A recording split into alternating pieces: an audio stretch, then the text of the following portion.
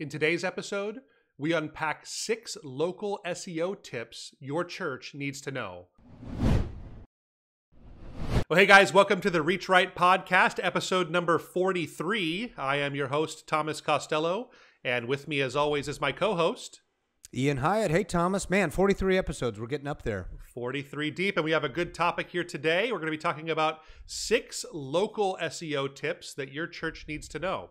I think it should be a good conversation. Want to spend a little bit of time talking about what local SEO is as a whole, and we'll dig into some of that here. But I think it should be a fun one, and probably one of the most important things that churches can do if they are serious about digital marketing, I would say. Right. Yeah. And SEO has become a hot topic in the last few years in the church world. I remember a time, 5+ years ago, you'd say SEO and, be like crickets. What is that? Or a pastor or ministry leader would draw a blank. And that now pastors are more privy to what it is and why it's important. At least they have a general understanding of what it is. Yeah, absolutely. SEO, for our audience that maybe doesn't know, or maybe you're new to this podcast, it stands for Search Engine Optimization. So setting up your website for your church to make sure that it does well in search engines. It is really kind of some low-hanging fruit for getting visitors in the door of your church, because if you take this stuff seriously, and most churches, I would say, don't spend a lot of time on this. And so it's something that if you get this right, I think you can rank. And we find that a lot of people look for churches online. Really, most people do that. And a lot of times people will find you on search engines. So it's really important. But we'll just go ahead and dig in. I'll hit number 1 here. And the first step is understanding what local SEO is. So it's to be distinguished from there's search engine optimization, and then there's local search engine optimization, or local SEO.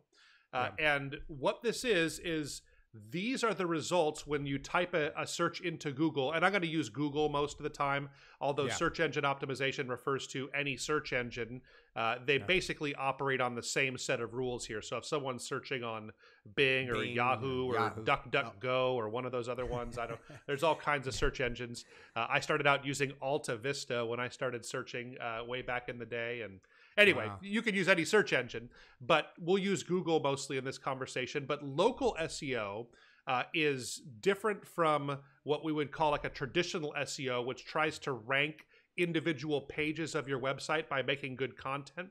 Local SEO is doing your best to get your church or organization to rank in the first, like what we'd call the Google map pack when someone does a Google search there. So if you kind of picture a Google search nowadays, it used to be that you would see just the search results at the top of whatever pages on those websites would make sense for the search. And then Google started having advertising. So the first couple of results would be ads, and then you would see the on-page results. And now what you see most of the time is you'll see a set of ads, and then you'll see a group of 2 or 3 organizations that are local that would meet the requirements of what someone is searching for. So to our audience, go ahead and type in, if you wanted to try this, churches near me into your search engine and see what comes up. You'll probably see some ads at the top, and then you'll probably see a map with 2 or 3 or maybe sometimes even 4 listings of local churches,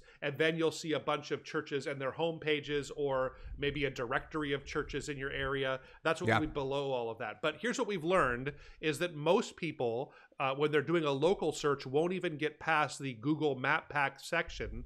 They'll go for that, and they will use that. So this is what local SEO is. It's our attempt. It's a search engine optimizer's attempt to get churches into that map pack. When someone searches for churches or counseling services near me, or youth groups near me, or prayer gatherings near me, that it would come up in that map pack there. And there's a lot of strategy to that. So what do you have to add to that, Ian? No, it's funny. I actually, after we were kind of brainstorming this podcast and looking through a lot of the information and data, I was like, hey, I've been going to my church forever. I haven't done a churches near me search for a little while. So I did it to just make sure my church came up in that top 3 or 4 there. And we did, thankfully. There was actually another I was actually pleased to see a smaller church than us, a newer church, actually come up ahead of us. So they got on top of that. So, so that was a good thing. So No, I think for every pastor, ministry leader, we know we're trying to reach people near us because, I mean, while we know the pandemic has kind of created online campuses and, of course, an online live streaming presence, that's all great. It's great if you're reaching people that are not local still. But at the end of the day, and as churches are opening up more and more now, and just how it's been for a long time now, you want to reach people near you searching. Yep. Of course. That can actually make a drive to your church. So that's quite simply why this is important. This is kind of like the modern day door hanger that you would go around and put on people's doors, because it reaches people that are within your area or they're in driving distance from your organization. And this obviously isn't specific to churches. If you put in plumbers near me or pool service people near me or whatever you're looking for, you're probably familiar with that map pack and trying to get into there. So it is a really, and I think what you said is important, is that this is one of those things that small churches can play with the big boys, right? It's something that your size doesn't really matter all that much when it comes to that map pack. It's really more about what your site is doing. What you're doing on your site is still important for this, but there's other things you can do that you would be able to be just as visible as the largest churches in your community, which is really great. I think it's a great way to even the little guys can reach out and reach lots of people that way. So, and let's talk about one of those little things to do. That's a good segue into the second point, and it's that you should claim your Google My Business listing.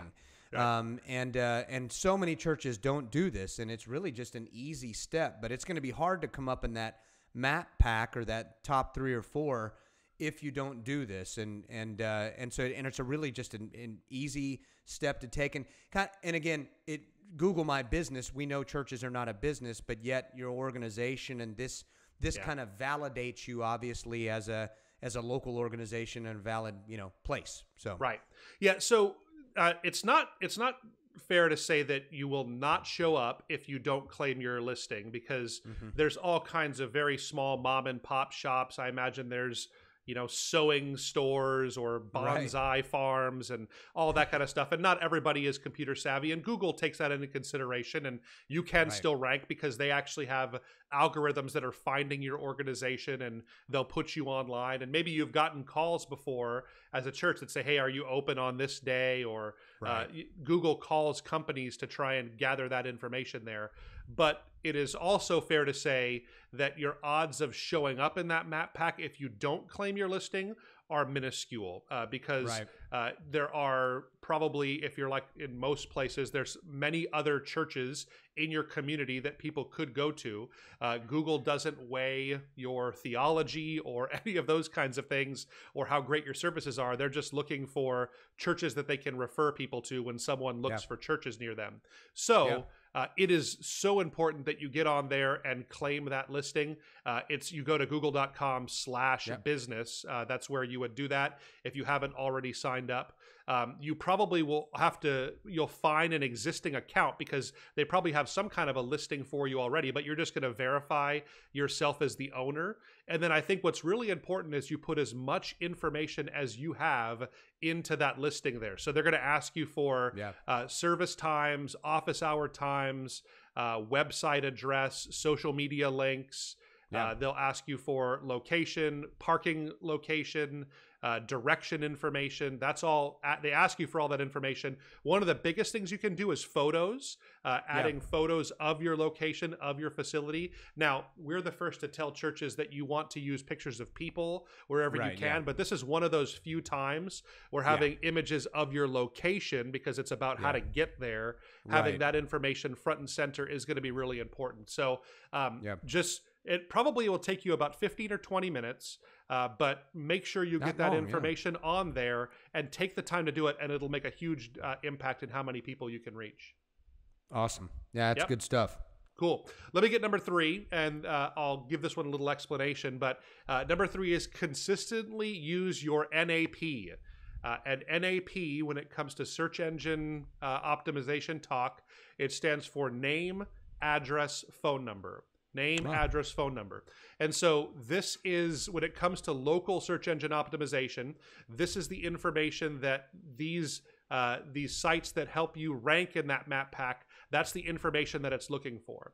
And when we say consistently use it, this is something that is missed by so many organizations, is that it's important that you always use your name, address, and phone number in the exact same way. And this seems so arbitrary, but this is just the way that these algorithms work, is that you need to use your name the same way all the time. So if your name is First Baptist Church, it's important that you always write yourself as First Baptist Church on your website, and not say First Baptist Church of Nantucket, or just FBC, or FBC Nantucket, or just First to Nantucket, or there may be all kinds of ways that you say it, and how you say it. It doesn't really matter. Like you could be if you want to just call yourself First Nantucket, that's fine. But it's important that you consistently do that, because what these algorithms do is if they see FBC Nantucket, First Baptist Church, and First Nantucket all in the same place, they're going to think of these as three different attributions, and basically you're sending your all your juice to three different directions, basically. And so it's really important that you hone this information to be the exact same way. This is really important when it comes to addresses and phone numbers too. So with addresses, always make sure you write your address the exact same way every time that you do it. Don't do your address sometimes with the 9-digit zip code and sometimes with the 5-digit zip code. If you're on North I-35, always put N I-35 or North I-35. However you want to spell it, that's fine. Just make sure you consistently do it the same every single time. Same thing goes for phone numbers. If you use dots between the numbers, great. If you use a parentheses around your area code, great. But just make sure you do it the same way every single time. And that's what's going to help you with your search engine results. And it seems, again, like it's kind of minutia, but it really is important, and it'll help you get results and show up in that impact there. Anything to add on that? No, not much. I think just consistency is the key, and I think that's a really good segue to the next point, which is to submit your church to listing sites. And so there's hundreds of sites out there that list this very information that you're talking about out there, like Yelp, Yellow Pages, all sorts of other ones out there, ones you haven't even heard of. And it's really important. This might be something that you actually maybe need to hire someone for. I know it's something that it's a service we've provided for a while now at ReachRight, and the reason why is unless you have time to submit all of your information in a consistent manner, like you were talking about, and very accurately to about 115 different sites, then you may want to consider getting some extra help with that out there. But this is also very important for how well you rank. Yeah. So the way these local map packs and these local search engine systems, the way they work is they usually rank people based on how many of these listing sites, how many of them are linking to this same organization. So if you're only listed on 3 sites out there, maybe it's your Facebook page and your LinkedIn page and Yelp. Well, that's great, but there's 115 other ones of varying importance that are out there. And so what is important is that you do your best to make sure that that same NAP, your name, address, and phone number, consistently listed on every single listing site you can get your hands on. That's really valuable. But you said it exactly right, is who on earth has time to go and list their things on 115 different sites? And here's the real kicker, is that these sites are all user editable. So what I've found is that what happens is that it's not just you that can edit it, but if someone gets on to yellowpages.com and they say, actually, you know what, their service times are actually at 10:30, not at 10 o'clock, and they wrongly do that, then you have to go back in there and manage that and change it back again. And so it's not just a one and done thing. No, that's why it's usually a service. So I know that most organizations, because there's all kinds of companies you can use for this. The going rate is usually between, I'd say like 60 or 70 bucks on the low end, all the way up to $100, $150 on the high end for a service that lists your church or organization on all these listing sites, and then keeps you listed in a consistent way. I think it's really money well spent for some of these ones. It's something and we offer. That's on a monthly basis. That's on a monthly basis. Yeah, exactly. Yeah. Because again, if your information changes or one person gets onto Yelp and says, no, there wasn't parking available, then you have to go in there and get back into Yelp, and you'll be if you try to manage it yourself, you will constantly be getting notified about changes, approving changes, and it is just a pain in the neck. So I think it's worth it for every church to consider a service like this. It's I think you will see results in more visitors, and it's worth the money monthly, especially if you can find an affordable one. That is a service that we offer, we'll say too. So if someone wants some help, you can get some information on that from us. But this is something that is really, really an important thing to do. Even finding the organizations to list on, that's a pain. But I think that getting yourself listed on these sites is really something valuable. Yeah, could have a disgruntled member leave the church and go sabotage you and put all the improper information about service times and everything else out there. But no, hopefully someone wouldn't take the time to do that. But you never know. Someone could have been going to your church when your service was at 10 a.m. and you changed it 6 months later or something exactly like that. Right. Yeah, that's it. Yeah. And that actually, disgruntled old members, that leads us to number 5, which is ask your members, not disgruntled old members, but ask your members for reviews. Ask people for reviews. This seems so crazy, I think, to churches, is that even thinking that someone is going to read reviews or make a decision on our church based on reviews online, it feels so counterintuitive. But if you take a step back and think about it, reviews make the world go round nowadays. This is something that we all look at. I'm a big review guy. I don't know where you stand on like movie reviews and that kind of stuff, but I always look at them. My wife and I have this long-standing debate we have in our house is she refuses to listen to movie reviews, and I am a big believer in movie reviews. Yeah, and I you know that about me. So. But I think you think about the way you act on Amazon, right? When you get onto Amazon, I can't remember buying something on there for the first time where I didn't at least take a peek at a couple of reviews and see what people said about it, right? Yeah. And people are the same way when it comes to going to churches, I believe. They will, if they see reviews, you better believe that they're going to take a look at some of those reviews and see what people say. So I think part of it is just reframing our thinking about these things and thinking about the way we think about it. Maybe if we didn't even call them reviews, I know Yelp is going to call them reviews, but if we think of them as testimonies, which is what they are, it's people telling their story about their encounter. I think that really goes a long way. So maybe you have something to add to that, Ian. Oh yeah, that's exactly what I was going to say. If you're that pastor or ministry leader that is maybe talking to someone who's new, maybe someone's been coming for only a few weeks, but they're so excited, they've loved the messages, the worship, that they've been impacted at your church.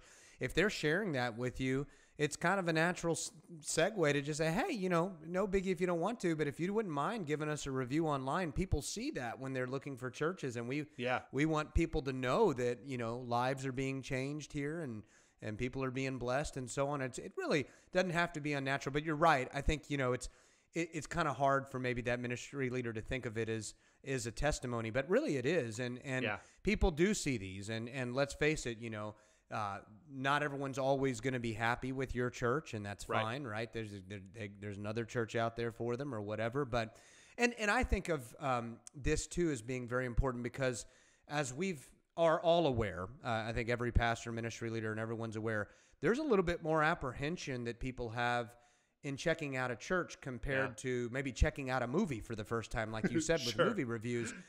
Church is a different thing. There's spirituality involved. There's maybe, do I want to go and these people are going to be weird? So this is very beneficial for people to see these reviews, real people like them saying, hey, we had a great experience here. It could be that last little kind of thing that needed to happen, that the tipping point, if you will, for someone to visit in person. Yeah, let me add to it. So kind of, I think you're exactly right about the practical value of reviews. So don't shy away from those. But there is also a lot of SEO value to these reviews too. So I think people will take what are said in there and they'll take it to heart. But in addition, I think what it does is the more reviews you have on sites out there, the more it says to the Google algorithm that these guys are a a worthy organization of being in our map pack, and we should deliver their information to people more when they are searching, because over and over again, people are reviewing this. Now, this is a really open opportunity. Most churches have, if any, they have a couple of reviews out there on most sites. And so getting these kinds of things out there is really important. A couple of disclaimers about this. There's a few sites that I would encourage you to ask people to review you on. I think the two most obvious are Google and Facebook. Google is number one because they like their reviews when it comes to the algorithm more than anybody else's. So get people to review you on Google. The nice thing about Google and Facebook is they both encourage organizations to ask for reviews. So there's not any kind of a breach of contract or breaking their violation. It's not a violation to ask, everybody in your church to put a review on Google reviews about our church here. Whereas with something like Yelp, you're actually not supposed to be soliciting reviews in theory. So you shouldn't be asking people to only give you positive reviews on Yelp. Right. It's something that with Yelp, I've seen organizations, I'd say just be cautious with it, right? You don't want to announce on Sunday and get 20 reviews on the same day, because that's going to say something's going on here. They had one review and now they have 21 reviews a day later, and they're all going to get basically put in the hidden category for reviews there. But if you hear one person at your church say, hey, I just want to tell you, this has been such an amazing church for me and my family. Here's some of the things that happened. I would feel safe saying, hey, what might really be cool is if you would put that online and maybe write that into a Yelp review, or put it on Google and Facebook too. But if you put it on there, that would be really great in helping our church. And what that'll do is it'll help you do a better job ranking on Google's map pack. And again, more people showing up there. So that's the thought behind that. Well, I'll hit the last one here, and it's a good transition to this one too. That's just with these reviews, respond to all of them, good and bad. We've been talking about the positive ones, but it's very good for you to respond to the bad ones for several different reasons. Because I think that, obviously it gives you the opportunity to be humble and say, hey, sorry you didn't have a good experience here. We know we're not for everyone, blah, blah, blah, but we really hope you find the right kinds of church. And when someone sees that, because people see, just like you said on Amazon, that's where I probably look at reviews the most, especially if I'm investing and spending money on something and to benefit me. I really want to see, are these valid reviews, and what did it do for others like me? And when I see a bad review, and this isn't just on Amazon, because I know a lot of responses don't happen there, but on other sites, basically, when I see someone address a bad review, it actually usually kind of makes the organization that got the bad review look a little bit better. And sometimes it might reveal that person that gave you the bad review was maybe a little off. And so it's very telling. You can kind of really ascertain a lot by reading responses to bad reviews. Yeah, absolutely. Yeah, I think that as a rule of thumb, usually with review sites, you cannot delete reviews, right? Because they want it to be open and honest. If there is any kind of a loophole that lets you delete it, like it's outside of their terms or conditions, or sometimes people will mention people by name in their review, and they'll make some exceptions and allow you to delete a review, do that. If you can get rid of it and have it not be on there, a 1-star review, please, do that. In most cases, you won't be able to do that. So I think having a plan to, usually the way you would respond to a bad review is an apology, saying, hey, I'm sorry that was your experience. I would strongly encourage you to not try to litigate it or fight it out on the review there. Like, so if someone says that church was bogus and they have bad theology and they said whatever, I wouldn't come back with scripture and try and prove your theology there. I would say instead, hey, we're sorry you felt that way. We have a statement of our beliefs that's here. It talks about who we are as a church there. If you have other conversation, we'd love to have a talk offline about something like this if you have deeper questions. So inviting people to have that conversation offline, I think that's also really important. The other thing you don't want to do is you don't want to get into a long back and forth with someone, because what that does is if you have one review that was negative and you respond to it, and then they respond, and then you respond back, and then they respond, and you respond, that's going to put that, Google's going to think, well, this must be a really important review because there's all this conversation and text around it. And then every time someone looks for your church, you'll start to see those reviews popping up there. So I think one response and end it. That's the end of it. That's kind of a general rule for that. But I think you said it right, Ian, responding to both good and bad reviews. I think if someone says, hey, I love this church, it did this for my family, writing in there, hey, Joe, it has been so great having the Smith family here. You guys have been an important part of our church, and we're just so thankful for you. Like having a response on there, that again, that helps to raise those comments up there. So it gets your positive reviews up closer to the top in a lot of cases. So anyway, I think that it's really a good thing to do, is responding to reviews. So good stuff. Yeah. Absolutely. So I think that wraps it up. Hopefully this has been helpful. And like you said, this stuff is not, everyone thinks it's complex with SEO, right? They well, that kind of comes to mind. It's super technical, and yes, there's some technical pieces, but there's a lot of simple steps that you can take on your own and get help with that really are just an arm's reach away. Yep, absolutely. And I think if you do these 6 things, or I guess understand it and then do the next 5 that we talked about today, I'm confident churches will see results from this. I'm confident that churches will see more visitors because they will show up on that first listing over and over and over again. And I've seen this happen at our church when I was pastoring in Madison, Wisconsin. We saw huge growth in this area. And so, it really is kind of low-hanging fruit. It's not a huge time requirement. It might cost you a little bit for that listing idea. It probably is worth money to spend on something like that. But I hope it's been helpful to you. If it has been, guys, we really appreciate any ratings. If you give us reviews, subscribe, like, comment, do all those things online. It means a lot to us. Thank you guys so much for being part of the Reach Right family, and we'll catch you next week. See ya.